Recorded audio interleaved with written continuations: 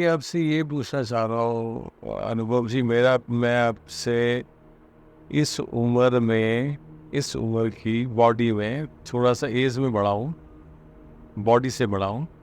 तो मैंने जो इस टाइम की लाइफ देखी है उसके हिसाब से मुझे ऐसा लगता है कि हम किसी ऐसी टॉपिक पर बात करें, आप किसी ऐसे सब्जेक्ट को उठाओ कि जिसका जिसका संबंध आम आदमी से हो और जिसका इंटरेस्ट थोड़ा बहुत एस्ट्रोलॉजी में भी हो, और वो मानता हूँ कि प्लैनेट्स हैं, एस्ट्रोलॉजी है, ये साइंस है, विज्ञान है, और वो अपने लिए कुछ आप उसको कुछ आप ऐसे पॉइंट्स बता सकें जहाँ पर वो आपके पॉइंट से कोई हेल्प ले पाए अपने जिंदगी।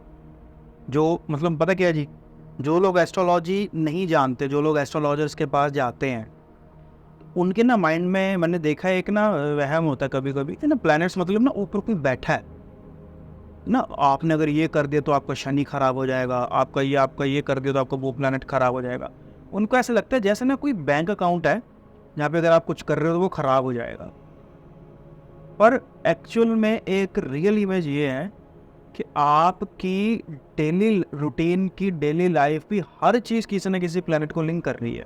तो देखो, जैसे हमारी बॉडी है हर चीज़ से बनी है ना, मसल्स भी हैं, बोन्स भी है, ब्लड भी है ना, वाइट ब्लड सेल्स सब कुछ है। ठीक वैसे ही हमारी बॉडी 7 प्लैनेट से बनी है। 7 या 9? 7 प्लैनेट से बनी है, और जो बाकी के जो 2 प्लैनेट्स हैं वो उसका मोड चेंज करती है। राहु और जो केतु है ना, वो किसी भी प्लैनेट के साथ जब मिलते हैं ना तो उसका वो मोड बताते हैं, हाउ टू, उसका मोडस ऑपरेंडी क्या रहेगा, उसको उसको किस तरीके से हमने ज़िंदगी के अंदर बैलेंस करना है। और वो एक की देते हैं। वो ये 2 प्लैनेट्स ऐसे हैं, इसको छाया ग्रह अलग क्यों कहा गया है? तो कुछ तो अलग होगा। अगर इनको छाया ग्रह दोनों को कहा गया राहु और केतु को, कुछ तो अलग होगा। वो कुछ अलग क्या है? वो जिंदगी का ना टाइप है, टाइप है। फॉर एग्जाम्पल कोई आदमी है, अब जैसे एक योग होता है शनि राहु, शनि केतु, है ना। ये बात जो मैं बोल रहा हूँ ना, ये मैं आम लोगों के लिए बोल रहा हूँ, लेमन के लिए जो ज्योतिष नहीं जानते हैं, ठीक है। वो इतना पता लगा सकते हैं कि भी क्या लोग इसको, आपकी कुंडली में शनि राहु, आपकी कुंडली में ये पिशाच योग है, ये वो है। देखो, एक सिंगल प्लैनेट सैटर्न तो वो है ही, उसके साथ ये दोनों में से कोई एक प्लैनेट तो आएगा ही आएगा। मतलब या तो त्रिकोण में आएगा, या 212 में आएगा, या साथ में आएगा। तो मिलेगा तो मिलेगा ही। मान के चलिए कि आपने जिन टेक्निकल वर्ड्स का यूज़ किया वो कोई इस लाइन के जो एस्ट्रोलॉजर्स हैं उन्हीं को पता है। किसी आम आदमी को दिमाग में जो रखते हुए आप ये कहना चाहते हैं कि कॉम्बिनेशन है, कैसे भी है वो कॉम्बिनेशन, आपके कहने का मतलब यही है? हाँ, ओके। तो 2 तरीके के लोग हैं दुनिया में, जो अपने प्रोफेशन को दोनों में से किसी एक लाइन में चुनना पड़ेगा उनको, जैसे कि उनकी डेस्टिनी डिसाइड की गई है। इंसान क्या करता है कि इंसान दूसरा वे चूज़ करना चाहता है जो उसके लिए नहीं बना, क्योंकि वो उसको लगता है कि ईजी है। फॉर एग्जांपल सैटर्न राहु वाले व्यक्ति है। अब सैटर्न राहु वाले व्यक्ति के लिए सबसे बड़ी रेमेडी पता क्या है? सैटर्न राहु वाले व्यक्ति के लिए सबसे बड़ी रेमेडी है be focused to one goal. आपने वो देखा है ना, वो क्या बोलते हैं, घोड़े के यहाँ लगा होता है ऐसे, है ना, उसको कवर कर देते हैं, वो कवर करना क्या दर्शा रहा है? वो ये दर्शा रहा है कि जब घोड़ा अपने मेहनत कर रहा है, अपना काम कर रहा है, कोई भी लेबर करवाते हैं उनसे, बेचारे जानवरों से, तो आसपास कौन से कुत्ते भौंक रहे हैं उनको कोई लेना देना नहीं है। वो अपने मकसद पे फोकस्ड है। तो वो मेटाफर है एक चीज़ का जो इंसान को अपनी लाइफ के अंदर डालना चाहिए। अगर किसी के बर्थ चार्ट में सैटर्न एंड राहु का कॉम्बिनेशन हो तो, हाँ, तो कॉम्बिनेशन मतलब जैसे भी मतलब राहु फोकस्ड है, you should be focused in what? In your Saturn. Saturn Rahu है, राहु फोकस है, तो फोकस इन सैटर्न यानी फोकस इन योर प्रोफेशन। लेकिन राहु के बारे में कुछ ऐसा भी सुनने में है कि Rahu is just like show off भी है। हाँ है, बिल्कुल है। देखो, हर प्लैनेट के ना 2400 तरीके के सिग्निफिकेशंस हैं। ये डिपेंड करता है कि आप कौन सी सिचुएशन में किसको इस्तेमाल कर रहे हो, है ना। अब फॉर एग्जांपल जिस तरीके की प्रॉब्लम होगी वैसी ही दवाई होगी ना। अब किसी का अगर कट लगा है तो उसकी वैसी दवाई होगी, भाई इसको खाने वाली देंगे या क्रीम वाली देंगे लगाने की, तो दवाई है, लेकिन उसके सिग्निफिकेशंस बदल गए। कोई लगाने वाली है, कोई खाने वाली है, कोई लिक्विड है, कोई वैसे ही हर प्लैनेट के अपने अपने सिग्निफिकेशन है। अब सैटर्न राहु वाले व्यक्ति अगर जिंदगी के अंदर कामयाब होना चाहता है ना, तो आपको एक स्टोरी सुनाता हूँ। How should he work on his profession, how should. अब क्या किया गया ना, एक बिल्ली थी, एक बिल्ली बैठी, तो उसके पास ना एक बहुत जोर से आवाज की गई। अब नेचुरली बिल्ली डर जाएगी। आवाज की गई इन द सेंस इंटेंशनली की गई, मतलब जैसे पटाखा लगा दिया या कुछ भी धमाका कर दिया। तो बिल्ली अपना आराम से बैठी है, उसको क्या लेना देना दुनिया का। तो वो एकदम से उछली, डरी, डिस्ट्रैक्ट हुई, आराम से बैठी थी, इधर ध्यान के भी ये क्या है। अगले दिन क्या किया गया कि अगले दिन एक चूहा छोड़ दिया गया वहां। अब जैसे ही चूहा बिल में से निकला, बिल्ली का सारा ध्यान उस पे हो गया, उसका सारा का सारा फोकस अच्छा उस पे हो गया, okay. उस पे हो गया। अब वो पूरी अपनी आत्मा से उसको देख रही है, उसको कुछ लेना देनी है दुनिया में क्या चल रहा है। फिर उतनी ही इंटेंसिटी से वो ही आवाज दोबारा से की गई, वही धमाका फिर से किया गया। बिल्ली को रत्ती भर भी फर्क नहीं पड़ा। अच्छा, because she was focused. Rahu वो फोकस है। आप कई बार घर में काम कर रहे होते हो, आप किसी काम के अंदर इतने इंडल्ज होते हो, इतना ज्यादा फोकस्ड होते हो, आसपास आपके क्या चल रहा है, कौन क्या बात कर रहा है, आपका ध्यान ही नहीं जाता, आप फोकस्ड होते हो किसी एक चीज के ऊपर। समझ गया, ऐसा मेरे साथ भी हुआ है कई बार। हाँ, टाइम का पता नहीं चलता। और मैं बताऊं सर, देखो राहु जिस भी प्लेनेट के साथ होगा ना, अगर आप अपना फोकस बढ़ाते हो तो आपके उस प्लेनेट को बढ़िया कर देगा। कैसे? किसी के चार्ट के अंदर चंद्रमा राहु का कॉम्बिनेशन है, मून आपका सबकॉन्शियस माइंड है, ठीक है। अब एक तरीके से तो कहेंगे आपकी कुंडली के अंदर चंद्रमा राहु है, फलाना योग है, ये तो आप तो मतलब आपको तो जीना ही नहीं चाहिए, है ना। एक तरीके से वो ज्योतिषी के पास लोग क्यों नहीं जाते, वो इसलिए डर के लिए नहीं जाते भी, वो पहले ही से आदमी दुखी होता है, बाद में उसको डरा देते हैं, ज़्यादा डरा देते हैं। तो भाई उससे पहला सवाल तो ये पूछो भी, जो दो ग्रह हैं ये किसी शैतान ने बनाया? नहीं, भगवान ने बनाया। तो भगवान कोई बुरी चीज़ क्यों बनाएगा? कोई भी नहीं बनाएगा ना। तो चंद्रमा राहु का कॉम्बिनेशन है, चंद्रमा आपका सबकॉन्शियस माइंड है। अगर कोई इंसान बनता है और बिगड़ता है तो अपने यहाँ के बिलीफ सिस्टम से सबकॉन्शियसली वो कितना स्ट्रांग है वहाँ से बिगड़ता है, वहाँ से बनता है।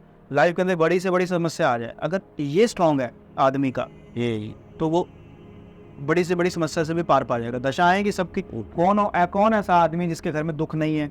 कौन ऐसा आदमी जिसके घर में समस्या नहीं है? भाई भारत का सबसे बड़ा अमीर आदमी जो है, उसके बेटे को भी कितनी फिजिकली प्रॉब्लम है ना। लोग कहते हैं भी बहुत पैसा, कहीं ना कहीं तो लैक करेगा ना। लेकिन अगर कोई आदमी यहाँ से स्ट्रॉन्ग है तो वो उस चीज़ से भी पार पा जाएगा। अब चंद्रमा राहु का कॉम्बिनेशन है, बंदा जो है वो सबकॉन्शियसली स्ट्रॉन्ग कैसे बनेगा? फोकस से। He have to be focus. कैसे? अब एक वो है वॉरेन बफे साहब, है ना, बिलियनेयर है, दुनिया के जाने माने। तो उनसे किसी ने पूछा कि आप इतने ज़्यादा मतलब वो कैसे हो, अमीर कैसे बने, क्या ऐसी ताकत आपके पास? उन्होंने एक बात बोली, ही सेड के मैं अपना मन या अपना फोकस किसी एक चीज़ पे 3 मिनट के लिए लगा सकता हूँ। 3 मिनट के लिए, 90 सेकेंड्स, सॉरी 180 सेकेंड, तो 1.5 मिनट हो गया ना, वो तो 90 सेकेंड्स। तो देखो, वो कहता भाई इसमें क्या बड़ी बात है, आप लगाओ, बहुत बड़ी बात है, आप लगाओ। आप 5 सेकंड के लिए अपना जो मन है, जो मन का थॉट है, उसको एक चीज़ पे केंद्रित करके दिखाओ। नहीं कर पाओगे। आप मान लो प्रोफेशन के बारे में सोच रहे हो, आप क्या सोचोगे? आप फ्यूचर में सोच रहे होगे मैं ये करूँगा, अचानक से बीच में पास के टांग आ जाएगी, काश ऐसा कर लेता, डाइवर्ट हो गए। डाइवर्ट कौन करेगा? डाइवर्ट राहु करेगा। मन में डाइवर्जन कौन करेगा? राहु करेगा। आपने कहा राहु करेगा। राहु कैसे करता है? इन द सेंस जैसे एक आम आदमी, एक आम आदमी को ये बात समझ में, राहु करेगा, राहु कहाँ से बैठा है, कहाँ करेगा, कैसे? आसक्ति से करेगा। I agree. थोड़ा सा ये एक्सप्लेन करो कि राहु कर रहा है तो how he is able to do it, कैसे कर पा रहा है? वो कहाँ बैठा है, वो कहाँ से कैसे करता है? एक पर्टिकुलर इंसान के साथ कैसे कर देगा, मेरे साथ क्यों नहीं कर रहा उसी समय?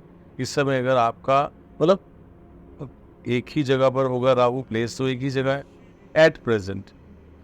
आप अगर फोकस हो पा रहे हो, अगर मैं फोकस नहीं हो पा रहा, तो कैसे ऐसा है कि वो पर्टिकुलर आपके ऊपर ही वो असर कर पा रहा है और मेरे ऊपर नहीं कर पा रहा, क्योंकि मैं तो आपके साथ बैठा हूँ। होता क्या है ना जी, लोगों ने ना इसको प्लैनेट को ऐसे चूज कर लिया राहु, पता नहीं क्या ही आ गया, मैं क्या नहीं। दो चीजें जानिए, राहु क्या चीज है? राहु भ्रम है, इल्यूजन, इल्यूजन है। डिस्ट्रैक्ट कौन होगा? जो इल्यूजन में होगा। मेरा क्वेश्चन ये नहीं है अनुभव जी, मेरा क्वेश्चन ये है कि wherever the Rahu is, जहाँ पर भी बैठा है राहु, इस समय आपके ऊपर असर जो कर रहा है, मान लिया जाए, तो कैसे कर पाता है, कैसे कर पाता है? मतलब उसको कौन सी ऐसी टेक्निक है कि पर्टिकुलर आपके लिए वो नेगेटिव इम्पैक्ट दे रहा है, और या फिर पॉजिटिव इम्पैक्ट दे रहा है, या कोई भी इम्पैक्ट नहीं दे रहा? कैसे ऐसा फंक्शनिंग कैसे? ऐसा कभी भी नहीं हो सकता कि जो प्लैनेट है वो नेगेटिव इम्पैक्ट दे, और सॉरी न्यूट्रल इम्पैक्ट दे। या तो पॉजिटिव देगा, नेगेटिव देगा। ओके। या तो पॉजिटिव देगा, नेगेटिव देगा, न्यूट्रल नहीं दे पाएगा। पॉजिटिव कैसे देगा या नेगेटिव कैसे देगा? वो उस प्लैनेट के कारक तत्वों को आप कैसे लेके चले अभी तक के, वैसे लेंगे। फॉर एग्जाम्पल राहु आपका एटीट्यूड है। एटीट्यूड मैं हमेशा बोलता हूँ, राहु जो है ना आपकी विजन या एटीट्यूड है, आप कितना आगे तक की चीज़ों को सोच पा रहे हो। ठीक है, सोच पा रहे हो। अब कोई इंसान कितना आगे तक सोच पा रहा है? कोई बोलता है मैंने 1.5 करोड़ रुपए का फ्लैट लिया है, 1.5 करोड़ रुपए का मैंने फ्लैट लिया है। तो क्या लिया तुमने? भाई 1.5 करोड़ रुपए की मैंने कंक्रीट ली है। अच्छा। भाई देखा जाए तो 1.5 करोड़ की तुमने कंक्रीट ही तो ली है। 10 साल, 15 साल, 30 साल के बाद वो जर्जर हो जाएगा। आप अपनी आने वाली जनरेशन को क्या देके गए? कंक्रीट? कुछ भी नहीं। हाँ, एक तरह से कंक्रीट ही देखेगा। उस आदमी की विजन क्या थी 35 साल के बाद? कि मैंने कंक्रीट ले ली या मैंने इस फैसिलिटी ले ली। अपनी लाइफ, अपनी जनरेशन की ही उसको उसकी विजन थी। और एक इंसान की विजन ये हो कि मैं कुछ ऐसा करके जाऊं कि मेरी आने वाली 7 पुश्तें भी इस काम को कैरी फॉरवर्ड करें और सोसाइटी के लिए बढ़िया करके जाएं। ठीक। और उसके लिए राहु कैसा होगा? उसके लिए पॉजिटिव हो गया।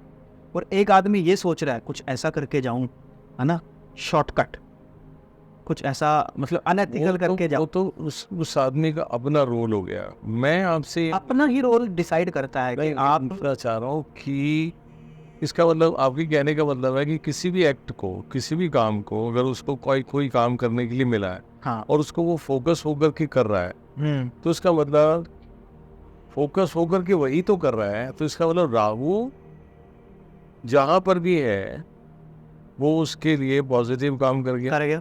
अगर वो फोकस्ड होके कर रहा है, पूरा का पूरा उसमें इंडल्ज है, तो वो उसके लिए पॉजिटिव काम कर रहा है। और आने वाला कोई भी राहु की चाहे दशा आ जाए, ट्रांजिट आ जाए, अगर मतलब उसने उस प्लैनेट दफा का क्या मतलब? जस्ट एक आम आदमी के लिए, मुझे तो खैर अंदाज़ा है दशा के बारे में, या जो लोग एस्ट्रोलॉजर हैं उनको अंदाज़ा है। एक आम आदमी के लिए, कोई आम आदमी जानना चाहे, मैं माफ़ी चाहता हूँ आपके बीच में, एक आम आदमी के माइंड में ये सवाल आ सकता है, दशा मीन्स व्हाट? होता क्या ना कि हर इंसान की ज़िंदगी के अंदर ना टाइम स्पैन आता है। जब वो जन्म लेता है ना, तो उस वक्त का जो क्षण होता है उसकी पूरी ज़िंदगी आने वाली डिसाइड कर देती है कैसा रहेगा। कैसा रहेगा तो डिसाइड करती है, लेकिन कब कब कैसा कैसा रहेगा वो टाइम है।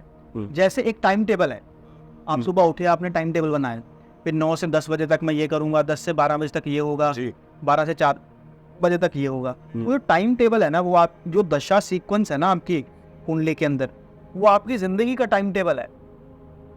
आपने कई लोग ऐसे देखे होंगे जो बचपन में तो बहुत उन्होंने हार्ड बचपन बिताया, झुग्गी झोपड़ियों में पैदा हुए बेचारे, या बहुत मिडिल क्लास में पैदा हुए, लेकिन जब वो बड़े हुए तो अपने मेहनत पर उन्होंने काम किया, उनको लक ने भी सपोर्ट किया और सही टाइम पे सही कर्म किया, तो वो उनका बाकी की ज़िंदगी बढ़िया निकली। और कुछ लोग आप देखोगे बॉर्न विद द सिल्वर नहीं डायमंड स्पून, ठीक है, और धीरे धीरे धीरे नीचे आ गए। एक वो स्पीकर थे, कौन बोल रहा था, भगवंत मान, जब वो कॉमेडियन होते थे, मतलब तो पॉलिटिशियन है, तो जब वो कॉमेडियन होते उन्होंने बहुत अच्छी बात बोली स्टेज पे। इस सेट 2 ही तरीके के लोग हैं, पैराशूटर्स और ग्रास रूटर्स।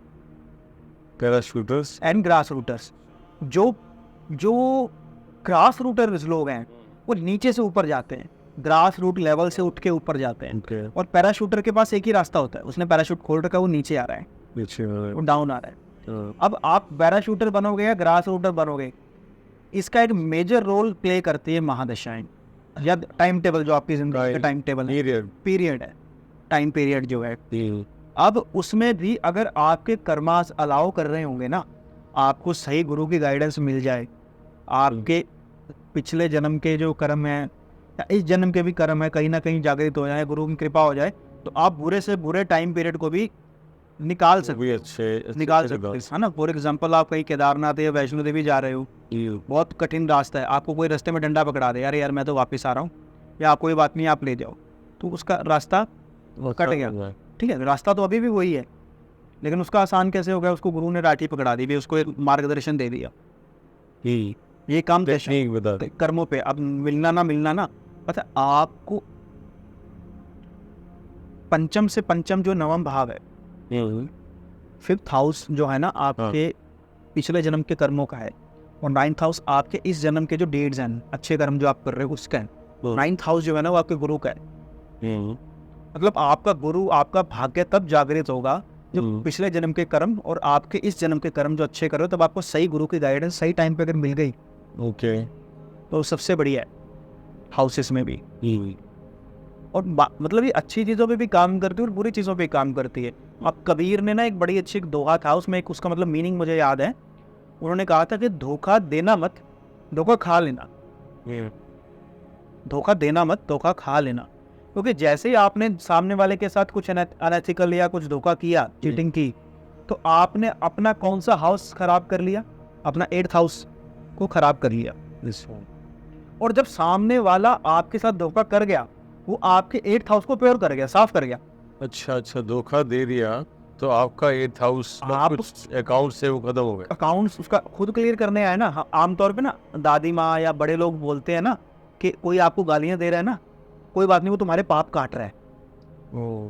आपको वो ह्यूमिलिएट कर रहा है। ह्यूमिलिएट कौन करवाएगा? 8th house. आपको सामने वाला ह्यूमिलिएट कर रहा है, ठीक है, सामने वाले ने आपको ह्यूमिलिएट किया, आपका 8th हाउस उसने साफ कर दिया। पर आपने सामने वाले को ह्यूमिलिएट कर रहा, आपने अपना 8th हाउस को भरना शुरू कर दिया। जब उसकी दशा आएगी तो वो फिर वो पटकेगी। ठीक चीज ही 12th हाउस के साथ, आपने सामने वाले का नुकसान किया, ठीक है, आपने उसका तो 12th हाउस बढ़िया कर दिया कि उसका नुकसान होना था, उसको मुक्ति का रास्ता उसका खुल गया, लेकिन आपने अपने 12th हाउस को जागृत कर लिया, मतलब उसको एक तरीके से उसमें भर लिया, सामान भर लिया। अब जब उसका दशा या ट्रांजिट आएगा, फिर वो कहेगा जी मैं तो परेशान हूँ। मैं क्यों परेशान हूँ? वो नहीं बताएगा कि मैं कितना बड़ा वो हूँ, मैंने भी किया था। यही चीज़ हाउसेस के साथ है। इसीलिए बोलते रहते हैं ना कि आप जब आपके पास पैसा हो, अच्छा टाइम आपका चल रहा हो, तब आप दूसरों की बीमारियों पे, दूसरों के मतलब मेडिसिन्स पे, सेवाओं पे अपना खर्चा तब दो, ताकि जब आपका बुरा वक्त आए, जब मुझे चाहिए वो सपोर्ट। पता दिक्कत, डॉक्टर, एस्ट्रोलॉजर और वकील, ये 3 प्रोफेशंस ऐसे हैं, इनके पास लोग साले तब जाते हैं जब ऑलरेडी मुसीबत में फंस चुके होते हैं, है ना। ठीक है, दुख में सिमरन सब करे, सुख में करे ना कोई, है ना। जो सुख में सिमरन करे दुख काहे कोय। मतलब अगर इन तीनों लोगों के पास वो पहली गाइडेंस लेने चले जाते कि हम जी ये कुछ करने जा रहे हैं, आपके अकॉर्डिंग भी बताओ ये हमारे लिए करना ठीक है कि नहीं। एस्ट्रोलॉजर के पास गए, उन्होंने बताया भी आपके दशाएं ये आपको कर रही हैं, अलाउ कर रही हैं, आप कर लो। आप वकील के पास गए, जी मैं ये काम करने जा रहा हूँ, आप मुझे जो है लॉ के अकॉर्डिंग गाइडेंस दे दीजिए, करूँ या ना करूँ, कैसे करूँ और कैसे करूँ, नहीं करूँ तो ना, मतलब कैसे ना करूँ। डॉक्टर के पास चले गए, बताओ जी मैं कैसा हूँ, मेरी फिटनेस ठीक है, मैं क्या क्या आगे करता रहूँ। इन 3 लोगों के पास अगर लोग टाइम टू टाइम जाते रहते हैं ना, उनका 6th हाउस और 12th हाउस यूटिलाइज रहता है। एक्चुअली 6, 8, 12 तीनों रह रहे हैं। ध्यान से आप देखो तो, आप लॉयर के पास जा रहे हो, 6th हाउस, आप लॉयर के पास जाके आप पहले से गाइडेंस ले रहे हो कि मैं ये भाई काम शुरू करने जा रहा हूँ, आप मुझे भाई इसके अकॉर्डिंग गाइडेंस दो। 6th house utilise. आप एस्ट्रोलॉजर के पास जा रहे हो, 6th हाउस, 8th हाउस। आप डॉक्टर के पास जा रहे हो, हॉस्पिटल में 12th हाउस। दिक्कत ये आती है कि गुरुदेव हमेशा ये बात बोलते हैं कि आपका दान देने का सही वक्त वो है जब आपके पास सब कुछ और सब बढ़िया चल रहा है। जब सब कुछ बढ़िया चल रहा हो, जब आपके पास सब कुछ हो, तब आपको दान देना चाहिए और चुपके से दान देना चाहिए, ना कि तब आपको एस्ट्रोलॉजर के पास जाके पूछना चाहिए क्या मैं हरी मूंग दाल, हाँ, क्या मैं हरी मूंग दाल अब दे दूं, क्या मैं 500 ग्राम पीली दाल गाय को खिला दूं। अब गाय क्या करेगी बेचारी, क्योंकि आपने गाय को ना पता क्या सेटलमेंट एजेंट के लिए ले रखा है। मैंने तो पाप कर लिए, कोई बात नहीं, गाय बैठी है, इसको खिलाएंगे 500 रुपये का चारा, खुश, पैसा बहुत है, इम्पैक्ट नहीं होगा। नहीं होगा ना। आप जिसे भी, ऐसा लगता है केतु किनका मजबूत होता है पता है? गुरुदेव से हमने मुझे सबसे बड़ी कोई इंसाइट आई थी ना, तो ये आई थी कि कुछ लोग ना आपको जनरेशन टू जनरेशन वेल्दी मिलेंगे।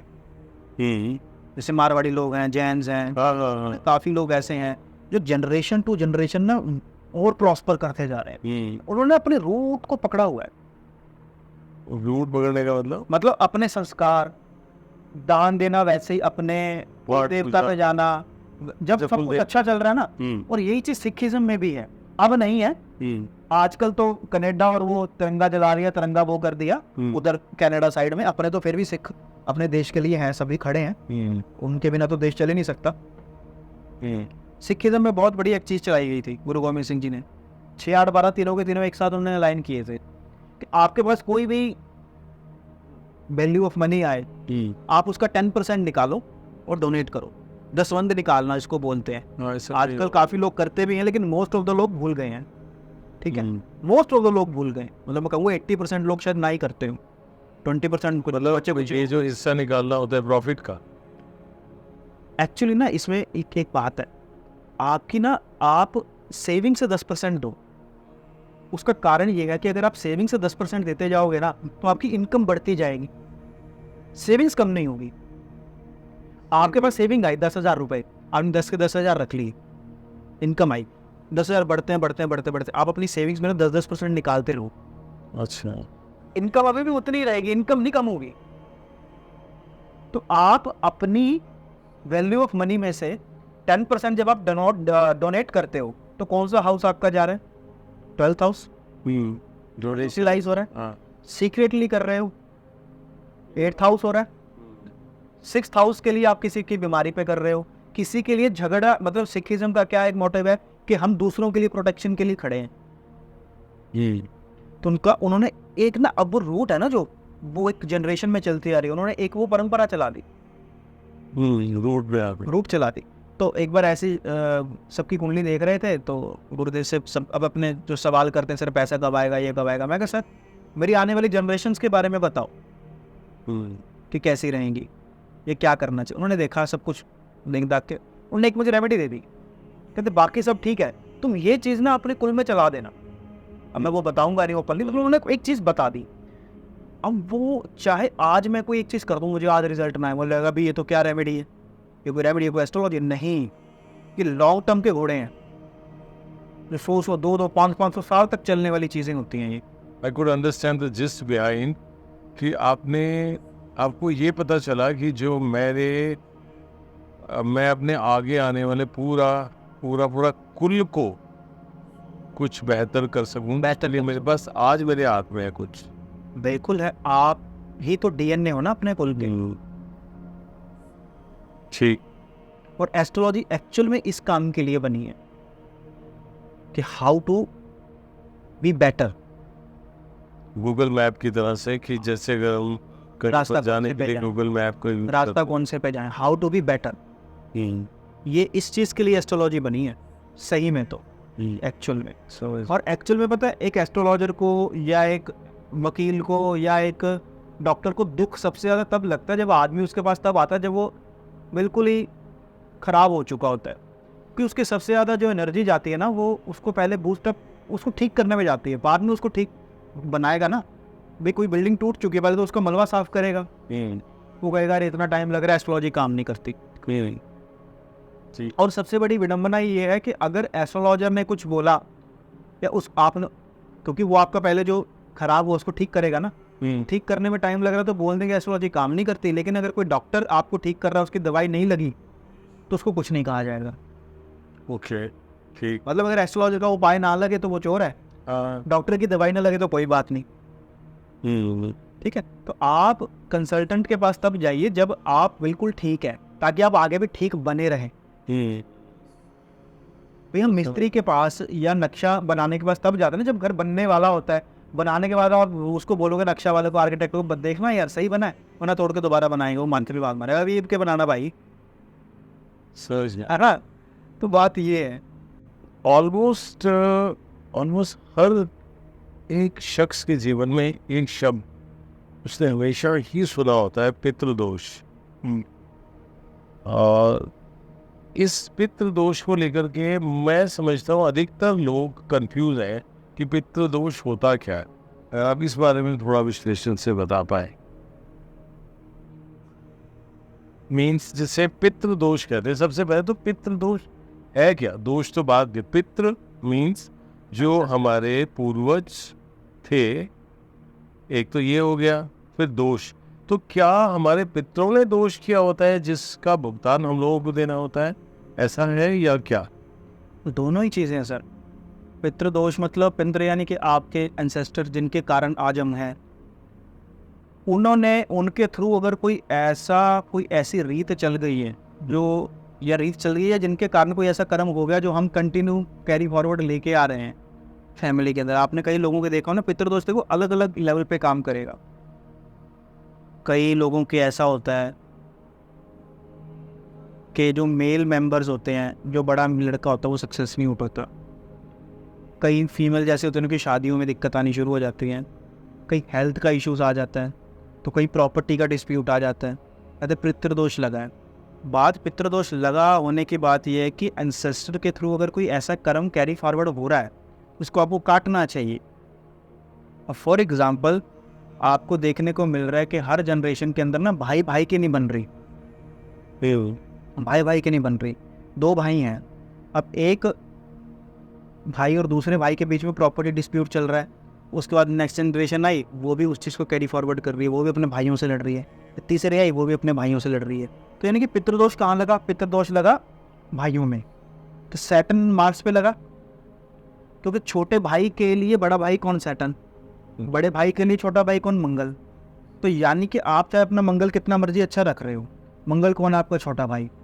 अगर आपने अपने छोटे भाई के साथ रिलेशन ख़राब कर लिए और आपकी आने वाली जनरेशन ने भी उस चीज़ को कैरी फॉरवर्ड किया, तो वो पितृदोष में भी काउंट हुआ और आपका मंगल भी ख़राब हुआ।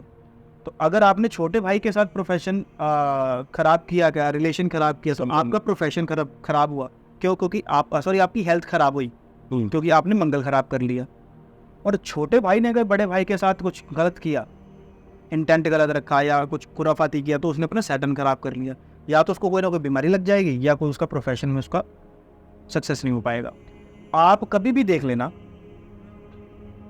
आजकल ना इंटरनेट पे मैं आता हूँ, इंटरनेट पे बड़े मीम्स चलते हैं कि बुआ पे काफ़ी सारे मीम्स चलते हैं, बुआ आ गई, और मतलब ना उसको बुआ इमेज को ना थोड़ा गलत दिखाते हैं। हर किसी के अच्छे वो थोड़ी ना होता, भी किसी ने कोई चला रही है तो वो चलता आ रहा है भेड़ चाल की तरह। जो फीमेल्स शादी के बाद भी अपने छोटे भाइयों के घर में इंटरफेरेंस करती हैं, तो क्या ख़राब कर रही हैं? अपना मंगल ख़राब कर रही हैं। उनका हस्बैंड या उसकी खुद की हेल्थ आपको ख़राब मिलेगी।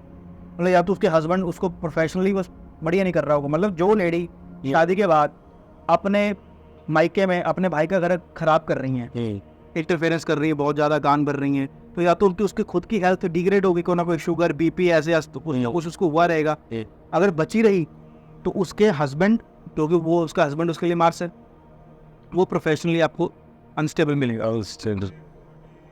एंड सेम चीज़ दूसरे के लिए, अगर मेल शादी मतलब वो लड़कियों को तंग कर रहे हैं, बच्चों को या मतलब छोटे बच्चों को, तो अपना मरकरी भी एक तरीके से डैमेज कर रहे हैं वो। ओके, मरकरी मर्दी मतलब बच्चे? हाँ, मतलब बच्चे या छोटे कुछ भी हैं, छोटे बच्चे। हाँ, ये मतलब जो मैरिड होने के बाद भी अगर उनको तंग कर रहे हैं या कुछ भी ऐसी प्रॉब्लम आ रही है, तो उनको भी आपको मरकरी की प्रॉब्लम आदमी के अंदर आपको देखने को बड़े आराम से मिलेगी। कोई इसमें मतलब वो नहीं है, किंतु परंतु नहीं है, बड़े आराम से मिलेगी। और वही चीज़ अगर अगली जनरेशन में भी कैरी फॉरवर्ड हो रही है, उसको बोलते हैं पितृदोष। मतलब कि नेचर जो है रखा जा रहा है, वो ही नेचर, वही पैटर्न अगर फॉलो किया जा रहा है, मतलब जब तक कि वो जनरेशन नहीं आ रही थी, जब भाई भाई ऐसे नहीं रहते कि हम साथ साथ हैं, है ना। तो बड़े भाई को कोई प्रॉब्लम आई तो वो सब कुछ छोड़ छाड़ के आ गया उसके लिए। बड़ा भाई बोल रहा है, छोटा भाई बोल रहा है कि भैया पापा ज़मीन छोड़ के गए थे 10 एकड़, कहता 10 नहीं तू 20 रख, 20 की 20 तेरी है।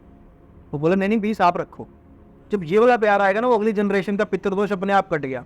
फिर आप चाहे जो मर्जी पूजा करवा लो, फिर आप तो चाहे मर्जी आप चांदी के सांप दान कर लो। उसका मतलब ये हुआ पितृ दोष का, जो मैं एक आम आदमी की तरह से अंडरस्टैंड कर पा रहा हूँ हाँ कि अगर मैंने अपने ब्रदर के साथ कुछ गलत किया हो हाँ तो मैं, इसका मतलब मेरी गलती को अगर मेरे अपने बच्चे भी फॉलो करेंगे हाँ तो इसका मतलब मैंने एक पैटर्न बना लिया कि मैं अपने भाई के साथ गलत कर सकता हूँ, तो मेरा एक बेटा बड़ा मेरा एक जो छोटा बेटा मेरे बड़े बड़े बेटे के साथ, के साथ गलत करेगा, क्योंकि उसने वो देखा है, क्योंकि वो पैटर्न मैंने सेट किया। पैटर्न आपने इट set मींस किया। कि इट इज नोन एज पितृदोष। बिल्कुल, जो संस्कार हमने सेट कर दिए। हाँ, तो फिर ऐसा क्यों बोलते हैं एस्ट्रोलॉजर कि तुम्हारा पितृदोष है, तुम वहां जाके पूजा कराओ ठीक हो जाएगा, जबकि पितृदोष तो ये है जैसे आपने बताया। तो फिर करवार से से कैसे ठीक हो?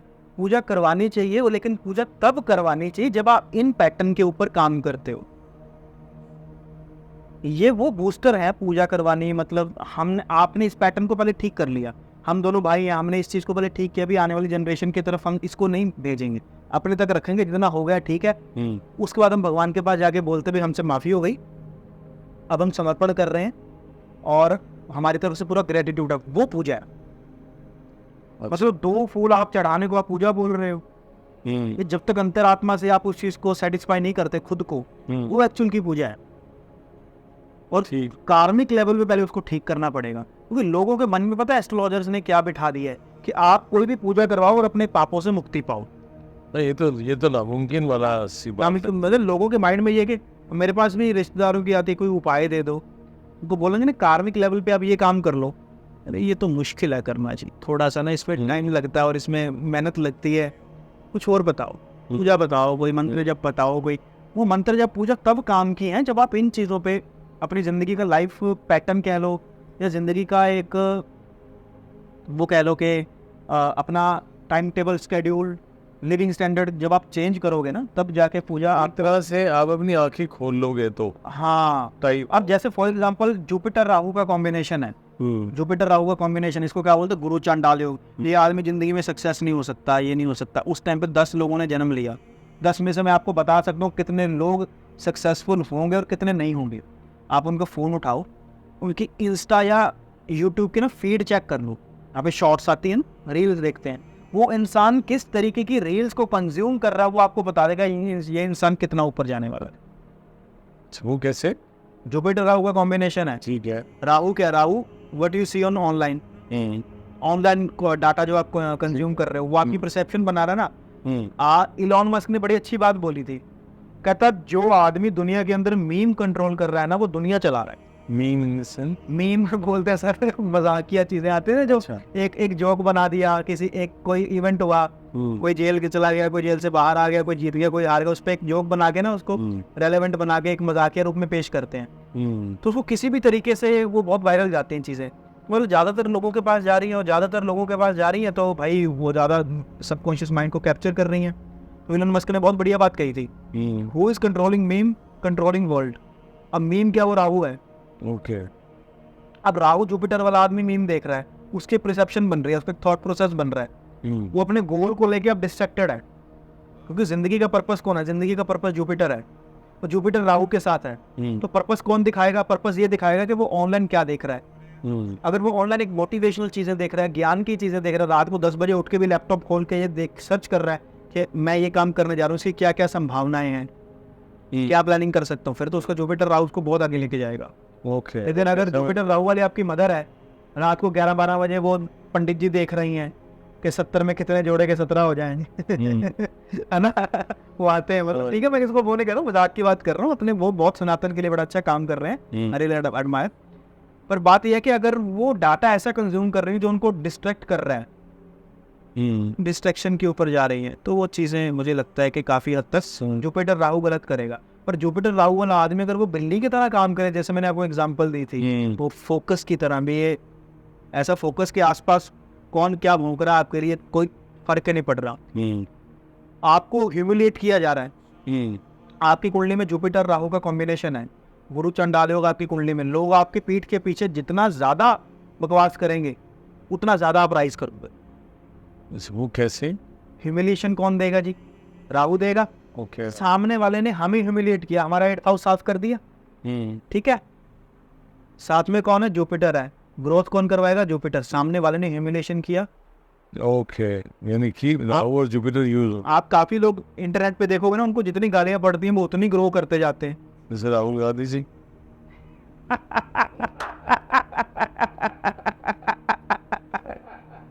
मैं इस बार तो ग्रो किया, इस बार ग्रो किया।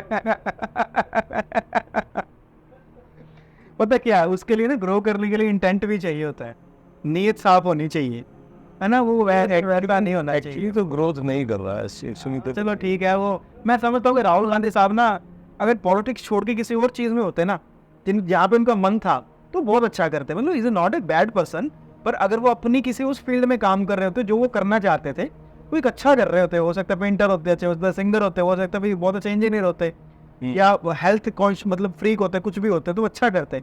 राजनीति उन पर थोपी गई है जबरदस्ती, है ना। कुंडली में सैटर्न केतु ट्राइन में उनके, तो अगर इंटेंट सही होगा तब जाके वो ग्रो करेंगे। और केतु ग्राउंड लेवल की बात करता है। राहुल गांधी की कुंडली में सैटर्न के ट्राइन में केतु है। केतु क्या बात करता है? ग्राउंड लेवल पे काम करने की। जिंदगी में पहली बार उन्होंने भारत जोड़ो यात्रा करी ग्राउंड लेवल पे, उनको रिजल्ट आए कि नहीं आए? आए। मैं आपको 10 ऐसी चीजें बता सकता हूँ कि राहुल गांधी ये करे कि उनको ग्रोथ मिलेगी, और 10,000 ऐसी चीजें बता सकता हूँ जो वो कर रहे हैं जिनके कारण वो आगे नहीं बढ़ पा रहे। 10,000 बता सकता हूँ उनकी कुंडली के अकॉर्डिंग। लेकिन अभी उनकी कुंडली के अकॉर्डिंग उन्होंने एक चीज की है ऐसी, मतलब जिस इंसान को बने बनाए जन्म से एक प्लेटफॉर्म मिला हो, जो आदमी बचपन से हवाई जहाज में हैप्पी बर्थडे बना रहा हो अपना, उसके लिए प्राइम मिनिस्टर बनना इतना वो कंपैरेटिवली मुश्किल हाँ, नहीं है ना। और वो दूसरा आदमी जो नीचे से उठ के गया वो जल्दी बन गया। जल्दी मतलब बात नहीं है जल्दी बन गया, वो भी बहुत स्ट्रगल करके आया। मतलब बात है कि वो बन गया, ये रह गया। हाँ। क्योंकि दोनों की कुंडली में सैटर्न केतु का लिंक जरूर बन रहा है ना, चाहे उनके ट्राइन में चाहे उनके नेक्स्ट हाउस में केतु है।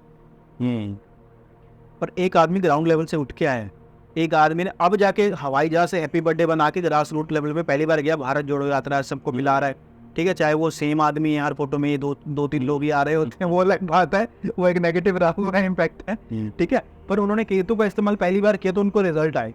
नियत तो फिर भी उनकी कुछ, देखो नियत तो हर किसी इंसान के अंदर छुपी होती है ना, हम कह नहीं सकते, है ना। चलिए मैं आ रहे हैं पितृ आ रहे हैं ना 15 दिन, वहाँ कल से है शायद, मतलब जैसे अब श्राद्ध शुरू हो रहे हैं तो श्राद्धों के लिए देखो जो सारी अपनी पाठ पूजा होती है वो तो करनी ही चाहिए, ठीक है। जो मतलब उनको याद करके आप एक दाना भी अगर देते हो, बात वो नहीं है। मैं सिंपली ये पूछना चाह रहा हूँ, पितृ का अब ये जो 15 दिन का टाइम है, उसमें उसके लिए कुछ ऐसी बात कि जिससे वाकई हम कुछ वो कर पाए। इसके लिए ना एक बेस्ट आपको चीज़ बताता हूँ, जो मैं पर्सनली है, मैं किसी पे वो नहीं, ना ये कहीं लिखा है ना ही मैं कहीं से सुना है, मेरी पर्सनल वो है फीलिंग है, मैं आपके साथ वो शेयर कर रहा हूँ कि अगर आपको ये लगता है कि आप श्राद्ध में कुछ पूजा पाठ कर रहे हो, वो करो, अच्छी बात है, करनी चाहिए। आप ज़रा बैठ के ये विचारो कि आपकी ऊपर वाली 3 जनरेशन, आपकी जनरेशन, नीचे वाली जनरेशन में क्या ऐसी कॉमन सिमिलैरिटी है जो प्रॉब्लम चलती आ रही है। आपको ना कभी कभी कुछ परिवारों में ना बीपी की समस्या बहुत मिलेगी, मतलब किसी को ब्रेन की समस्या आ रही है, बीपी के कारण बीपी हाई लो हो रहा है, तो आपको उसमें मंगल खराब मिल रहा है। और अगर आपको उसमें मंगल खराब मिल रहा है तो आपको ये देखने को मिलेगा कि बड़े भाई से ना छोटे भाई ने संबंध तोड़ लिए, या कहीं ना कहीं प्रॉब्लम मंगल से रिलेटेड वो दे रहा है छोटे भाई के साथ। छोटे भाई भी, मतलब छोटा भाई भी अपने हेल्थ को लेकर कॉन्शियस ना हो, फिर भी आपको मंगल की प्रॉब्लम आ रही है, एक तरह मंगल आपका डैमेज्ड है। ये एग्जाम्पल दिए मैंने, कईयों को वीनस की भी हो सकती है। भाई आपने देखा भाई परदादा जी तो थे, वो अपनी फीमेल को, अपनी वाइफ को अच्छा ट्रीट नहीं कर रहे थे, दादाजी ने भी ये किया, हम भी ये कर रहे हैं, मेरा बेटा और बहू भी ये कर रहे हैं, तो यानी कि वो पितृदोष तो चलता ही आ रहा है। अब चाहे आप कौवों को 10 रोटियां खिला रहे हो। आपके कहने का मतलब जो मैं अंडरस्टैंड कर पा रहा हूँ, अगर मैंने देखा कि मेरे दादाजी ने मेरी दादी जी को कभी मान ही नहीं दिया, मैंने देखा कि मेरे फादर ने मेरी मदर को मान नहीं दिया, और मुझे ऐसा लग रहा है कि मैं भी अपनी वाइफ को मान नहीं दे रहा, तो इसका मतलब ये वाला पितृदोष चला रहा है, ये वीनस को लगा हुआ है। तो अब आपका श्राद्धों का ये टाइम है कि आप इस चीज़ को काटने के लिए, यानी कि अगली जनरेशन में जाए, आज से दोबारा मैं वो चीज़ ना करूं, तो वो बेस्ट टाइम है करने के लिए। पूजा वो है कि प्रण ले लेना पहले तो, कि भी मैं जो ये गलत करता रहा हूँ, बी बेटर। देखिए एस्ट्रोलॉजी का मतलब सिर्फ इतना ही है कि how to be better, in your destiny, मतलब जो लिखा है वो तो है ही, पर उसको भी हम बेटर वे से कैसे करेंगे, भगवान का जो जो हमारे लिए पर्पस लिखा गया वो हो जाए। बेस्ट तो यही है ना। अब आपकी कुंडली में सैटर्न केतु का कॉम्बिनेशन है उन राहुल गांधी जी की तरह। अब सैटर्न केतु का क्या कहते हैं, नेवर कंपेयर। आप अपनी नीयत पे ध्यान रखो, आप अपने आप को दूसरे से कंपेयर मत करो खुले हम आगे भी, वो ऐसे कर रहा है मैं ऐसे कर रहा हूँ। आप अपनी नीयत के ऊपर वो रहो। तो ये हाउ टू बी बेटर का एक पार्ट है, यहाँ एस्ट्रोलॉजी आपकी हेल्प कर गई। तो आप इस चीज़ पे ध्यान दो। अब आ जाते हैं दोबारा वापस राहु पे ही। देखो मैं आपको बात बताता हूँ, चाणक्य नीति में ना एक बहुत बढ़िया राहु का उपाय दिया गया। चाणक्य नीति में राहु से अगर आपको सक्सेस चाहिए ना, तो वो दो चीज़ें बोल रहा है। एक चीज़ तो वो ये बोल रहे हैं कि यू हैव टू बी बेशरम। बेशरम अब मैं बताता हूँ किस वे में, वैसे नेगेटिव नहीं मैं बोल रहा हूँ। बेशर्म मतलब आपको फर्क नहीं पड़ना चाहिए कि सामने वाला मेरे बारे में क्या सोचेगा। मतलब अगर आपका एक पॉजिटिव या नेगेटिव राहु अगर आपको देखना ना मेरा राहु कैसा है, आम आदमी अपना बिना कुंडली देखे अपना राहु देख सकता है कि मेरा राहु कैसा है। जैसे अगर कोई फीमेल या कोई मेल स्टोरी डाल के व्हाट्सएप के ऊपर या इंस्टाग्राम के ऊपर वो व्यूज़ देख रहा है, किन किन लोगों ने देख लिया मेरा, इसको मैं दिखाना चाह रहा था, क्या उसने देख लिया, या जिन 50 लोगों ने देखा ये आदमी मेरे बारे में क्या सोच रहा होगा, मैंने ये स्टोरी लगाई, क्या मेरी इमेज सुधरी, अच्छा क्या मतलब मेरे नंबर बने, क्या मतलब किन किन लोगों ने मेरी, जिसको फर्क पड़ रहा है कि किसने मेरी स्टोरी देखी या किस किस ने व्यू की, आपका राहु नेगेटिव है। अच्छा ठीक है। आपने कोई पोस्ट डाली, बाकियों पे आपके लाइक सारे अच्छे, आप पे एक पे लाइक कम आ गए, आप डिसअपॉइंट हो गई, आपने वो वीडियो या पोस्ट डिलीट कर दी, आपका राहु नेगेटिव है। और एक तरफ का आदमी वो है, वो ये कह रहा है कि मैंने जो डाल दी, अब जिसको जो देखना वो करे, मैं तो अपने पर्पस के ऊपर फोकस्ड हूं। उसको ह्यूमिलेशन आ रही है जा भाड़ में, वो कमेंट लिख के भेज रहा है ये होगा जा भाड़ में, क्या लेना देना, मैंने अपने थॉट दे दिए, ठीक है। अब चाणक्य नीति में जैसे मैंने बोला, अब एक उससे पहले एक और बात मैं बोलता हूँ, राहु दूसरा क्या बोलता है, राहु दूसरा अनएथिकल बोलता है। एक तो ये था कि बेशरम हो जाओ, and be you have to be hunger. मतलब सैटर्न राहु वाला आदमी अगर है ना, सैटर्न राहु वाला आदमी बहुत बढ़िया सक्सेस ले सकता है लाइफ में, पर उसको ना हंगर होनी चाहिए, उसको भूख होनी चाहिए सक्सेस की। अच्छा, अपने काम को ना बड़ा, मान लो किसी का कॉम्बिनेशन है सैटर्न सन राहु, वो चाहिए मुझे बहुत बड़ी सक्सेस चाहिए प्रोफेशन के अंदर, वो आदमी प्रोफेशन के अंदर बहुत बड़ी सक्सेस ले सकता है, लेकिन उस आदमी को ना अंदर से भूख होनी चाहिए। एक बड़ी अच्छी वो कहानी है, बोलता है कि मुझे सफलता का राज बताओ, गुरु कहता अगले दिन आना, वो अगले दिन फिर आ गया, तब अब बताओ, कहता अगले दिन आना। वो 2-3 दिन बुलाता है, एक दिन जाता है, गुरु नहा रहा होता है नदी में, तो अब तो बताओ, कहते इधर आ। वो आता है, उसको पकड़ के पानी में डबो देता है, डबोए रखता है, वो बाहर आता है, उसको फिर मुंह का पकड़ के फिर अंदर, उसको सांस लेने तक का टाइम नहीं मिल देता, वो फिर दबो देता है। तो जब मरने वाला होता है ना वो, तो वो अपना पूरा जान लगा के बाहर आ जाता है। गुरु को उसको पकड़ के कहता क्या कर रहा है, मैं तेरे से पूछना है, तू मेरे को मारने। कहता बस यही भूख चाहिए, जितना तुझे जरूरत उस वक्त सांस की थी ना, इतनी भूख तुझे जब सांस की थी, उतनी भूख जब तेरे को तेरे प्रोफेशन के अंदर सक्सेस की होगी, तब तुझे प्रोफेशन के अंदर सक्सेस मिल जाएगी। ये राहु है। मतलब वो जो मेटाफर है वो क्या दिखा रहा है, वो तू सामने देख, फोकस हो जा। अब न्यूमरोलॉजी के अंदर हम क्या बोलते हैं, 4 नंबर की रेमेडी है जी, त्राटक कीजिए, त्राटक कीजिए। हम बोलते हैं भी आग जला ली, उसको देखिए, बिंदु को दो। उसके पीछे का मेटाफर क्या है कि you have to be very focused. Warren Buffett क्या कह रहा था, I can focus my emotions, my thought on a single thought. हाँ, लगातार 3 मिनट तक। ये पॉजिटिव राहु, सैटर्न राहु वाला ही कर सकता है।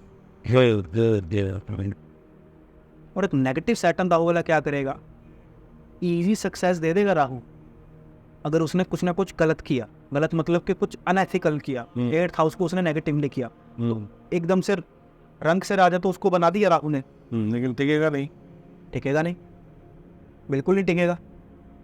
और अगर अनएथिकल कुछ किया, सैटर्न के साथ है, आपके प्रोफेशन को तहस नहस कर देगा, आपकी रीढ़ की हड्डी को खराब कर देगा। सैटर्न बीमारी है, कोई ना कोई गंदी क्रॉनिकल डिजीज आपको लग जाएगी। वीनस के साथ है, आपने अनएथिकल पैसा कमा लिया, वीनस राहु का कॉम्बिनेशन आपका, आपने कुछ ना कुछ खुराफात करके एक बार में बड़ा पैसा कमा लिया, तनख्वाह थी 10,000, अब आ रहे हैं अकाउंट में 10 लाख, 20 लाख, 50 लाख।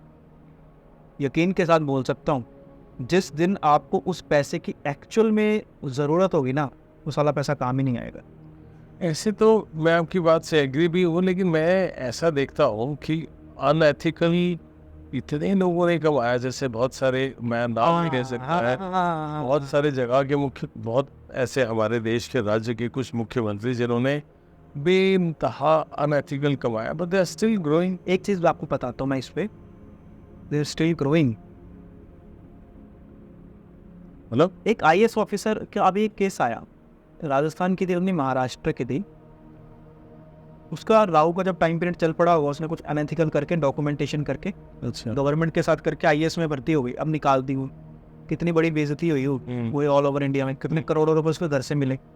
अच्छा, कुछ लोगों को फल तभी मिल जाता है, कुछ को बाद में मिलता है, बस वो टाइम टेबल का फर्क है, किसका टाइम टेबल अलग है, किसी का टाइम टेबल अलग है। ओके, अब जैसे एक बात बताता हूँ, एक ना पंजाब के अंदर एक कपल था, तो वो कुल्लड़ पिज़्ज़ा के नाम से फेमस है, ठीक है, तो वो ढाबा था उनका, बढ़िया अपना ढाबा चला रहे थे, एक फूड ब्लॉगर आता है, उनको वायरल कर देता है। अब इंसान राहु का क्या करता है, राहु ना जमीन भूल जाता है, अगर नेगेटिव राहु हो ना, आदमी जमीन भूल जाता है, अच्छा, अपनी ग्राउंड लेवल भूल जाता है। तो बहुत वायरल हो गया, उनको लगा भाई अब हम ही हम हैं, तो उनमें आ गया क्या, आ गया फॉल्स ईगो आ गई। Sun Rahu combination will give you false ego, and sun Rahu combination will give you instant success and instant fame. Okay, instant fame मिला और इंस्टेंट सक्सेस मिली, लेकिन sun Rahu combination will give you a big defamation. Defamation होगी किसी वजह से, चलो हम वो डिस्कस नहीं कर रहे, किसी वजह से जितना सक्सेस उनको मिला था, जितना यहाँ तक मिला वो पलट गया, मतलब सारा ऐसे जा रहा वो ऐसे हो गया, इधर अभी भी उतना ही खड़ा है, लेकिन वो मोड़ बदल गया उसका। वो डिफेमेशन क्यों हुई, क्योंकि उनमें फॉल्स ईगो आ गई थी। वो कब आई, जब फर्स्ट मेल चाइल्ड हुआ। फर्स्ट मेल चाइल्ड का कारक कौन, सन, सूर्य, राहु कौन, प्रॉब्लम, ह्यूमिलेशन। जैसे ही फर्स्ट मेल चाइल्ड हुआ, उनको वीडियो लीक हुई, उनको ह्यूमिलेशन मिल गई। अब वो चाहे वो मगरमच्छ के आंसू रोले, चाहे किसी चीज़ के आंसू रोले, मतलब राहु वहम है, डिस्ट्रैक्शन है। उन लोगों को हम दिखाएंगे कि नहीं जी हम तो बहुत अच्छे, हम तो वो है। ये साफ साफ, अगर पता है क्या, एस्ट्रोलॉजी का सिर्फ इतना मतलब है कि आपको बिना कुंडली दे के सामने वाले के प्लैनेट समझ में आ जाए। मैंने आपको सन राहु का कॉम्बिनेशन बताया, इंस्टेंट सक्सेस, इंस्टेंट फेम मिला, फोन सीगो सन राहु देता है, आ गई। जैसी नेगेटिव आया, every action has an equal and opposite reaction, Newton third law.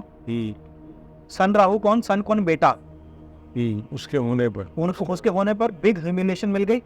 Why, because वो ये भूल गए थे कि हम रेस्टोरेंट ऑनर है, हम सोशल मीडिया इन्फ्लुएंसर नहीं है। ओके, वो अपने आप को मॉडल प्रेजेंट करने लग गए, अपने आप को, ओके, मतलब कि हमारे थ्रू यूथ चले। वो ये भूल गए कि हमने शुरुआत किस चीज से की थी, कौन से चाकू से लगाने से, हमने वो बटर लगाने से शुरुआत की थी। आज हमारी अगर रील चल गई तो अब हम जो है वो भगवान बन गए।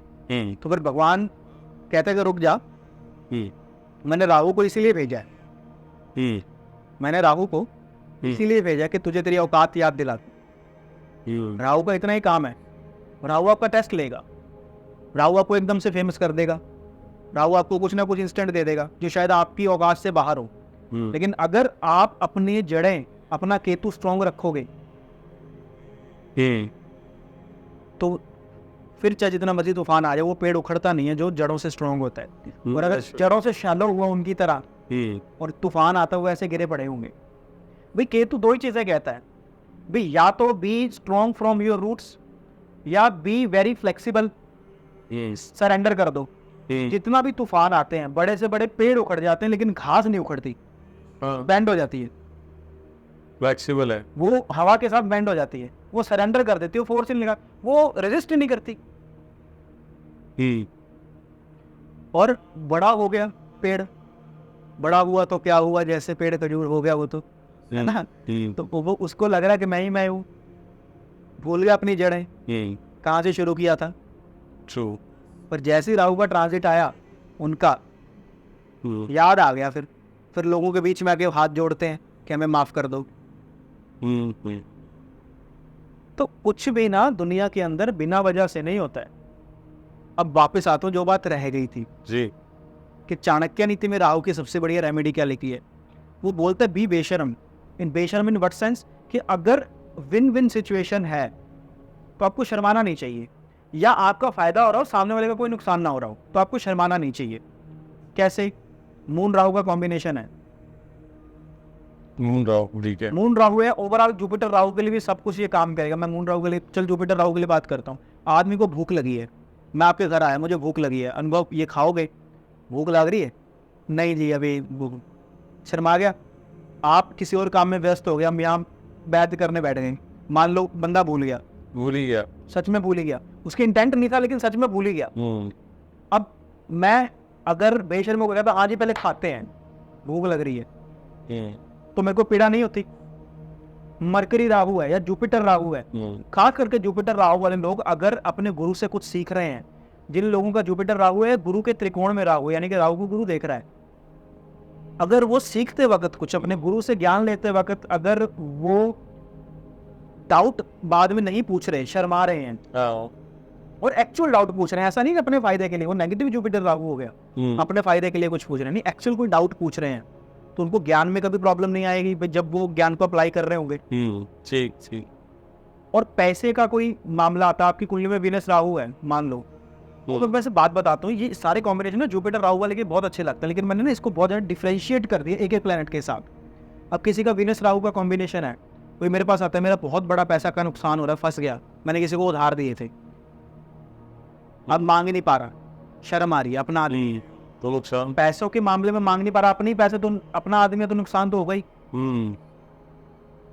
ठीक। और अगर राहु की तरह वो सोचता कि मैंने उसको 20 लाख रुपए उधार देने हैं, चाहे अपना आदमी है, भाई तो 20 लाख रुपए का चेक मेरे को साइन करके दे जा, कब देगा? 6 महीने बाद दूंगा, 8 महीने के बाद का चेक साइन करके दे जा, 2 महीने देखो ज्यादा दे दिए जा। अब उसको कोई टेंशन है? हाँ, एक तरह से अभी तो उसने जो एक्ट किया वो ठीक किया, लेकिन वो उसके बावजूद भी पैसे आएंगे नहीं आएंगे डिपेंड करता है। उसने चेक लगा दिया, चेक बाउंस हो गया, कौन पकड़ेगा? अपने आप निकलवाएंगे ना। फिर आपने राहु को पहले यूटिलाइज कर लिया। हाँ, तो चांस चल रहा है। राहु क्या होता है ना, राहु की एक लाइन में आपको बात बता देता हूँ राहु क्या है। राहु दिमाग लगाना है। अच्छा। और मेरे जो लाइव गुरु है ना विसेरिया साहब, तो लाइव गुरु मेरे वो बोलते हैं, कहते पहले दिमाग लगा लेने का फायदा ये होता है कि बाद में दिमाग नहीं लगाना पड़ता। वाह, सिंपल, कितनी सिंपल सरल से उन्होंने बात कही, लेकिन कितनी बड़ी बात बोल दी। लोग बाद में दिमाग लगाते हैं, अब क्या करें, अब तो फंस गए। इसलिए राहु प्लानिंग है। वो मैं हमेशा बोलता हूँ, मनी हीस्ट, मनी हीस्ट का एक कैरेक्टर है प्रोफेसर, वो पहले सारा दिमाग लगा के बैठा है, उसने इतना बड़ा बैंक लूटा RBI वहाँ का, वो पहले से दिमाग लगा के बैठा है कि क्या होगा तो क्या होगा, उसको बाद में दिमाग लगाने की जरूरत नहीं पड़ी, बाद में तो सिर्फ उसने इम्प्रोवाइज ही किया। तो जो आदमी ज्ञान के मामले में, जो आदमी खाने पीने के मामले में, जो आदमी पैसों के मामले में शर्म करता है, संकोच करता है, उसको बाद में पीड़ा ही मिलती है। समझ गया। और ये चीज चाणक्य नीति में लिखी है, ये राहु का एक्चुअल में उपाय। और एक्चुअली आपने कहा कि बेशर्म हो जाना चाहिए, या यूं भी कह सकते हो बी रियल, बी प्रैक्टिकल और बी ए विजनरी।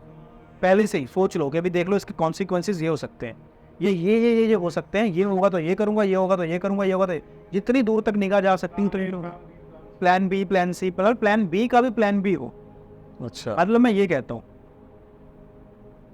और सैटर्न राहु वाले के लिए एक थ्योरी काम करती है, बहुत लोगों ने चीजों को आपने सुना भी होगा। हुक होनी चाहिए ना, जैसे मैं बोलता हूँ सक्सेस के लिए, काम के लिए। आज आपने कितनी रेड कार देखी जिनका एक्सीडेंट हुआ हो, या जो खड़ी हो, कितनी देखी है? आपको याद होगा, आपने कभी नोटिस नहीं किया। लेकिन अभी मैं आपको बोलूँ कि कल से आप जितनी रेड कार देखोगे, मैं आपको हर कार का 10,000 रुपीज दूंगा, तो आप कितना नोटिस करोगे रेड कार? ऑलमोस्ट हर सेकंड नोटिस करोगे ना। हाँ। रेड कार थ्योरी बोलते हैं ये सैटर्न राहु वालों के लिए। और जब तक उसके माइंड में ये प्लान चलता रहेगा कि मैं अपनी अपॉर्चुनिटी कहाँ से ढूंढूं, क्या करूं, मतलब we have to be, this is Rahu, this is actual focus. हाँ, this is actual Rahu. Don't be distract. Rahu distraction भी देता है और राहु फोकस भी वही है, मतलब जुनून भी वही देता है और फोकस भी वही देता है। और ऐसा प्लान सोचने की काबिलियत भी सैटर्न राहु ही देता है। सैटर्न राहु या सैटर्न के त्रिकोण में Rahu, just remember one thing, sky is the limit. अच्छा, जितना आप कर सकते हो आप कर सकते हो, जितना आप सोच सकते हो वो आप कर सकते हो। मतलब एक लाइन है बढ़िया, limit, sky is the limit for Saturn Rahu combination. Okay, मतलब एक बहुत अच्छे फिलोसोफर ने एक बात बोली थी, अगर आप उसको यहाँ देख सकते हो तो वो आपके यहाँ है। Sky is the limit. मतलब आपको अगर राहु से काम लेना है ना, राहु जिस भी प्लेनेट के साथ है वो आपका बढ़िया कर देगा। कैसे? आप एक माइंडसेट अडॉप्ट करके चलो, everything is possible because I am alive. मैं जिंदा हूं इसलिए सब कुछ पॉसिबल है। मैं ही नहीं हूंगा तो क्या पॉसिबल होगा? अगर मटेरियलिस्टिक दुनिया में each and everything is possible. Sky is the limit का मतलब क्या कि आप अपनी सोच को इतना बड़ा कर रहे हो कि आपको छोटी मोटी छुट्टू मुट्टू चीजों से फर्क ही नहीं पड़ता। क्यों? देखो, मैट्रिक्स मूवी जब आई, मैट्रिक्स मूवी बहुत फेमस हुई थी, मैट्रिक्स 1 2 पार्ट भी आया, तो उसमें एक चीज बताई गई कि ये जो दुनिया है ना, ये एक मैट्रिक्स है कि माया जाल है, माया। वो is Maya, Rahu. Matrix is Rahu, Maya. Okay, ये एक इल्यूजन है, आप एक मैट्रिक्स में जी रहे हो। एलोन मस्क क्या बोलता है? एलोन मस्क आके बोलता है कि आप एक स्टिमुलेटर में जी रहे हो जो एलियन टेक्नोलॉजी से गवर्न हो रही है, आप तो बस कठपुतलियां हो। हम बोलते हैं वाह क्या प्रोग्रेसिव थिंकिंग है। और ये चीज अगर हमारे वेदों में लिखी है कि जो कुछ भी हो रहा है वो नारायण के सपने में हो रहा है। हम इस समय नारायण के सपने में जी रहे हैं। नारायण जो क्षीर सागर पे हैं, विष्णु जी अपने लेटे हैं आराम से क्षीर सागर में और सब कुछ उनका एक स्वप्न चल रहा है। तो हम बोलते हैं ये तो भाई पिछड़ी जात वो लोग हैं, क्या पिछड़ा वो अंग्रेजी में कहेंगे मैट्रिक्स है, एवरीथिंग इज इल्यूजन। तो वाह क्या बात है। हम बोलेंगे माया है, ये जिंदगी, ये दुनिया एक माया है। क्या बोलते हैं माया, माया की वो चल रहा है सब कुछ, है ना, सब कुछ माया, मुंह माया है। तो हम बोलते, वो बोलते हैं नहीं नहीं ये तो भी बहुत ही छोटी बात करती। समझ में मास प्रभु तो मंगल राहु के केस के अंदर पता क्या होता है कि अगर आपने अपने छोटे भाई के साथ कुछ अनएथिकल कर दिया या लैंड से रिलेटेड, प्रॉपर्टी से रिलेटेड उसके साथ कुछ गलत कर दिया, और अगर ये ना सही तो अगर आपने मार्स राहु के केस के अंदर अपने से छोटे, अपने से कमजोर के ऊपर आपने अपने दबदबा दिखा दिया, भी देखो मैं कितना मतलब तुमसे ज़्यादा ताकतवर हूँ, हर चीज़ में अथॉरिटी है मेरे पास। मतलब छोटे मोटे दुश्मनों पे अगर आप ज़्यादा हावी हो गए, दुश्मन नहीं मतलब इंसेंस इनोसेंट पे, तो मंगल राहु आपकी बॉडी नहीं, आपको कोई ना कोई बड़ी प्रॉब्लम दे देगा। कोई अंग में कोई प्रॉब्लम आ जाएगी, कोई ब्लड में कोई दिक्कत आ जाएगी, आपकी लैंड फंस सकती है, आपको कुछ ना कुछ जो है ना हाइपर एंजाइटी इश्यूज दे देगा। मतलब कुछ ना कुछ आपको मंगल राहु जो है ना बॉडी के साथ चीज़ें आपके साथ गलत कर देगा। क्यों कर देगा? क्योंकि आपने उस चीज़ को गलत लेके चला है। क्योंकि फिर इंसान बोलेंगे हमारा तो डेस्टिनी खराब है। वो डेस्टिनी खराब नहीं है, वो आपकी कर्म खराब है। और क्या, अगर मतलब मंगल राहु में अगर ये इंसान, क्योंकि Rahu out of the box जाना है, स्काई इज द लिमिट, मतलब ये इंसान आउट ऑफ द बॉक्स जाके, आउट ऑफ द लिमिट जाके सामने वाले के लिए खड़ा हो जाता है। मतलब मेरा इससे कोई लेना देना नहीं, लेकिन फिर भी मैं इसकी प्रोटेक्शन के लिए, इसको बचाने के लिए, तो इसके साथ जुल्म हो रहा है, जुल्म के खिलाफ मैं अगर खड़ा हूँ तो मेरा मंगल बहुत अच्छा है। फिर वो मंगल राहु उसको प्रोटेक्ट करेगा, फिर वो ऐसा प्रोटेक्ट करेगा, रौद्र रूप के साथ प्रोटेक्ट करेगा जो आप सोच भी नहीं सकते हो। फिर हनुमान जी स्वयं आ जाएंगे उसकी प्रोटेक्शन के लिए। अगर वो सामने वाले की प्रोटेक्शन के लिए खड़ा हो रहा है, मंगल राहु वाला व्यक्ति अगर सामने वाले की प्रोटेक्शन के लिए बिना उससे कुछ वो करे, मांगे, और बहुत खड़ा हो रहा उसके लिए, सारा अपना सारा का सारा जो उसको प्रोटेक्ट करने के लिए लगा रहा है, तो हनुमान जी स्वयं आ जाएंगे उसकी प्रोटेक्शन करने के लिए। मंगल राहु ये है। हाँ, अगर ये इंसान जो है हाइपर एंगर, इम्पल्सिव एंगर, और बिना किसी अपने से छोटे के साथ अगर वो कुछ गलत कर रहा है, इस इंसान के एक्सीडेंट, मतलब वीनस मार्स राहु है, वीनस मार्स राहु के कुंडली में, आपकी कुंडली के अंदर वीनस मार्स राहु का कॉम्बिनेशन है किसी मेल के चार्ट में, और अगर उस इंसान ने अपनी फीमेल को बहुत बैडली ट्रीट किया, उसको मारा, उसको फिजिकली ह्यूमिलेट किया, तो इस इंसान के साथ जिंदगी के अंदर एक बार ये पीरियड आएगा कि इसके हाथ में कटोरा होगा, चाहे उसकी 10 लाख क्यों ना सैलरी हो उस वक्त, हाथ में कटोरा आ जाएगा उस इंसान के, और इतने बड़े बड़े लोन हो जाएंगे ना वीनस मार्स राहु वाले के साथ। मतलब वीनस मार्स राहु एक हाउस में नहीं, अगर वो त्रिकोण में भी है फिर भी वो बात जाएगी, है ना। तो उस इंसान के साथ या तो बिल्कुल गरीबी आ जाएगी, बड़े बड़े लोन्स हो जाएंगे, मार्स राहु वाले के पास होते हैं बड़े लोन, और कोई बहुत बड़ा एक्सीडेंट के कारण बहुत बड़ी इंजरी भी हो सकती है अगर उसने अपनी फीमेल को बहुत प्रताड़ित किया हो, मारा हो। वीनस मार्स राहु वाले ने अगर आदमी ने अपनी फीमेल को फिजिकली ह्यूमिलेट किया हो, फिजिकली असॉल्ट किया हो, तो उसका एक दिन ऐसा एक्सीडेंट होता है, वो पड़ा होता है उसके बाद, चाहे वो एक्सीडेंट फिजिकली हो जाए और चाहे वो एक्सीडेंट जो होता है उसके वेल्थ के साथ हो जाए, उसके बैंक बैलेंस के साथ हो जाए, मतलब अर्श से फर्श तक का सफ़र ऐसे हो जाएगा वो। या लेकिन अगर किसी के साथ कोई भूमि की चीटिंग भी कर ले, क्योंकि मार्स भूमि थी, बिल्कुल करेगा, छोटा भाई उसके साथ कर जाएगा, या उसका जो छोटा बेटा होगा, छोटे वाला बेटा होगा, वो सक्सेसफुल नहीं हो पाएगा लाइफ में, और यहीं से ही पितृदोष की शुरुआत हो जाती है। ये चीज़ों को ट्रिगर करने से अगर वो आगे जा रही हैं और वो फिर आगे जा रही हैं, फिर आप जिस मर्जी कौवे को जो सी मर्जी गोली बना के खिला दो आटे की, कोई फर्क नहीं पड़ेगा जब तक आप इन चीज़ों को इन जनरेशन में से उखाड़ के नहीं फेंक देते। पहले कार्मिक लेवल पे हमें वो करना पड़ता है, काटना पड़ेगा उस चीज़ को।